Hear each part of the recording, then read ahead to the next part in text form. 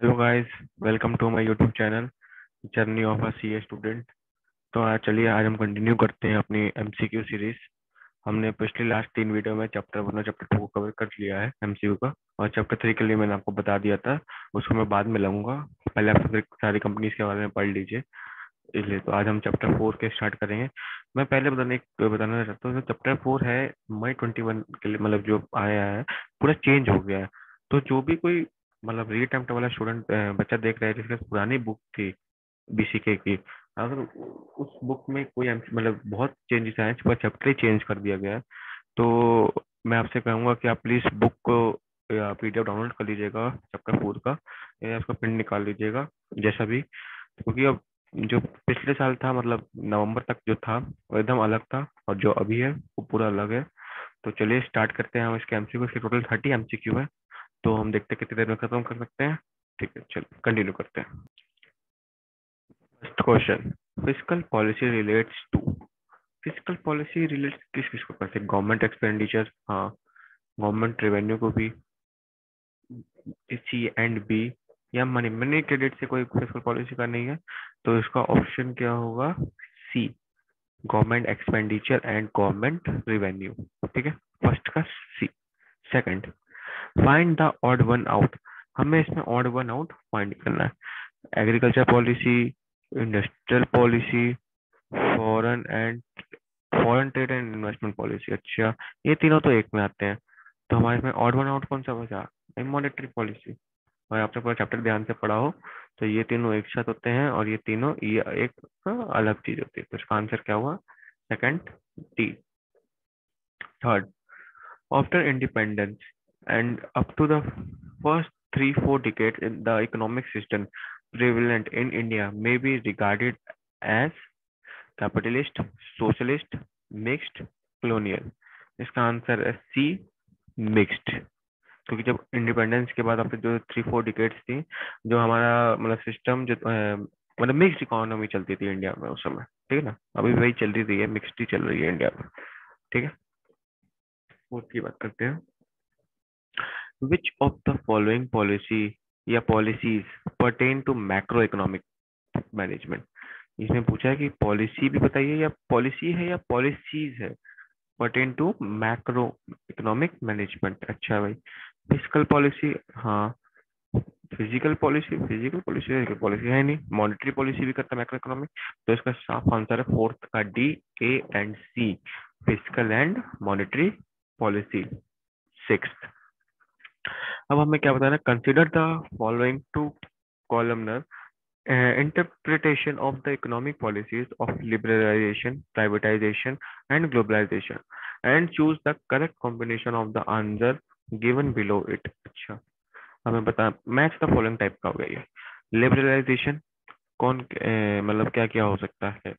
Liberalisation का देखिए तो लिबरलाइजेशन होगा फॉरेन इन्वेस्टमेंट। लिबरलाइजेशन का क्या होगा? Foreign investment.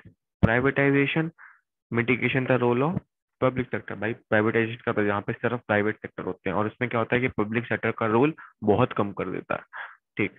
ग्लोबलाइजेशन, ग्लोबलाइजेशन में भाई फॉरेन ट्रेड भी आता है, फॉरेन इन्वेस्टमेंट भी आता है। तो फर्स्ट का डी, सेकंड का ए, थर्ड का बी एंड डी। और हम ऑप्शन में देखे तो हमारा सेकंड ऑप्शन जो है, फर्स्ट डी सेकंड, नहीं, सॉरी सॉरी सॉरी, एक मिनट। हम्म फिफ्थ जो है, हाँ, सॉरी सॉरी सॉरी, मैं गलती माफी चाहूंगा। थोड़ा सा मैंने कुछ गलत बोल दिया, सॉरी, माफ कीजिएगा। मैं दोबारा बताता हूँ। Consider the following two columnar, हमें इसमें करना, ठीक है। लिबरलाइजेशन का होता है डी रेगुलेशन। लिबरलाइजेशन का क्या होता है? D regulation. प्राइवेटाइजेशन का होता है mitigation the role of public sector. और ग्लोबलाइजेशन का होता है foreign trade and foreign investment. मैंने गलती से लिबरलाइजेशन को फॉरेन इन्वेस्टमेंट बता दिया, तो इसके लिए मैं आपसे माफी चाहूंगा भाई, गलती हो जाती है, ठीक है ना, सॉरी। तो इसका ऑप्शन नंबर है D, first C, second A, third B और डी। ठीक। Sixth, from following statement pertain to the meaning, importance, and impact of economic policy. These statements are either correct or incorrect. अच्छा, pick up the answer option that it gets all right. ठीक, पढ़ते हैं। पहला है macroeconomic policies operate only on the demand side of the economy. No, ये तो incorrect statement है. The impact transmission of the policies occur through institution and policy instrument. Yeah, तो correct statement लग रही है. Policy formulation does not involve discussion with stakeholders. ये तो गलत लग रही है. And fourth, the impact of sectoral policies is on the economy as a whole. ये भी गलत है. तो हमारे 1, 3, 4 तो इनकरेक्ट है. Only second is correct. अगर हम देखें तो ऑप्शन नंबर इसका होगा B. 1 incorrect, second correct, third incorrect और fourth incorrect. 7th, the form of privatization where government keep hold of responsibility and private enterprise handles the management of it fully or partly is known as delegation. अगर आपने ये चारों D के बारे में पढ़ा होगा जो चैप्टर में, तो आप तुरंत इसका पढ़ते ही बता देंगे कि इसका आंसर क्या है, डेलीगेशन. ठीक है. 8th की बात करते हैं. Which of the following is not an attributable to facilitative slash developmental policies? अच्छा, lifting of curb of business, easing of doing business, creation of conductive condition, imposition of clearances and approval. अगर इन चारों option को पढ़ा जाए तो इसका answer होगा D, imposition of clearances and approvals. Facilitate. ठीक है ना. 9, SEBI, RBI, IRDA are regulatory institution. ये तीनों क्या है, रेगुलेटरी इंस्टीट्यूशन है. तो 9th का ए. 10th, BlackRock invested $30 million as a portfolio investor in India market. This may be a case of. अच्छा, इसने पूछा गया है कि 30 million USD portfolio investor in Indian stock market. अच्छा, this may be case of. जिसमें भी किस का हो सकता है, FDI का, FFI का, indirect का या NRI का. तो इसका FII का, FII इसका आंसर है. 10th का बी. ठीक है. 11th की बात करते हैं. FDI in sectors slash activities which do not require any prior approval either of the government or the Reserve Bank of India is identified as green channel, priority route, non-commercial route या automatic route. अगर हम ध्यान से दोबारा पढ़िएगा question को. FDI in sectors activities which do not require any prior approval either of the government or of the RBI is identified as automatic route. 11th D. अब हम बात करेंगे 12th की. Method of FDI other than automatic route is. Method of FDI, FDI का method वैसे other than automatic route क्या कह सकते हैं इसको हम, गवर्नमेंट रूट. क्या कहेंगे, गवर्नमेंट रूट. अब हमें 13th, FIPB. FIPB stands for Foreign Investment Promotion Board. 13th का D. FIB stand for Foreign Investment Promotion Board. दोबारा बोलिए. FIB stands for Foreign Investment Promotion Board. याद कर लीजिएगा एकदम अच्छे से. ठीक है. 14th, identify the sector where FDI is not permitted. अब इसमें सेक्टर बताना है कि जहाँ एफडीआई परमिट नहीं करता. ऑटोमोबाइल, इंफ्रास्ट्रक्चर, टेक्सटाइल या एटॉमिक एनर्जी. सिंपल आंसर है एटॉमिक एनर्जी. ठीक है. 14th. 15th, simplification of trade restriction related to import is an example of trade restriction किसमें आता है, ग्लोबलाइजेशन में. किसमें आता है, ग्लोबलाइजेशन. ठीक. 15th A. 16th, sale of 50% stake in a PSU to a single private sector company is an example of sale of 50% stake in a PSU to a single private sector. तो इसका अगर आप चारों option पढ़ेंगे, stake, authority, delegation of stake or disinvest, तो इसका answer होगा disinvestment to form a joint venture. 16th D. 17th, FDI is allowed in. FDI इन चारों में से किस पे अलाउ है, टी पे, tea plantation, coconut plantation, sugar cane plantation या नन ऑफ द अबव. तो इसका आंसर है 17th A. टी प्लांटेशन पे FDI अलाउ है. 18th, After independence, India followed a socialist path of development, Commonwealth model of growth, Commonwealth mixed economic path या capitalist model of development. इसका answer होगा mixed economic path. मैंने इससे पहले भी question आया था कि इंडिया में कौन सा वो इकोनॉमी फॉलो कर रही है, तो ये मिक्स्ड इकोनॉमी पाथ फॉलो कर रही थी इंडिया। ठीक है। 19 Hyundai India Limited come India through the FDI route. It followed the path of चार option by creating 100% Indian subsidiary। कैसे आई थी इंडिया में Hyundai India Limited कब आई थी इंडिया में, कैसे आई थी मतलब by creating a 100% Indian subsidiary। Government 20th government policies are 4 types. Government की पॉलिसी कौन कौन सी थी? Restrictive, regulative, protective, facilitative. दोबारा बोलिए, option A is the right answer. Government की 4 पॉलिसीज कौन कौन सी थी? Restrictive, regulative, protective, facilitative. Restrictive, regulative, protective, facilitative. ये बहुत इंपॉर्टेंट है, बहुत बहुत इंपॉर्टेंट क्वेश्चन 20th पे भी मार्क कर लीजिएगा। 21 BRICS is an economic organisation compromising. ओहो, ब्रिक्स क्या है? इकोनॉमिक ऑर्गेनाइजेशन है कंप्रोमाइजिंग कौन से 5 country? BRICS Brazil, Russia, India, China, South Korea. Brazil, Russia, India, China, South Africa. Bangladesh, Russia, India, China, South Korea. Bhutan, Russia, India, China, South Africa.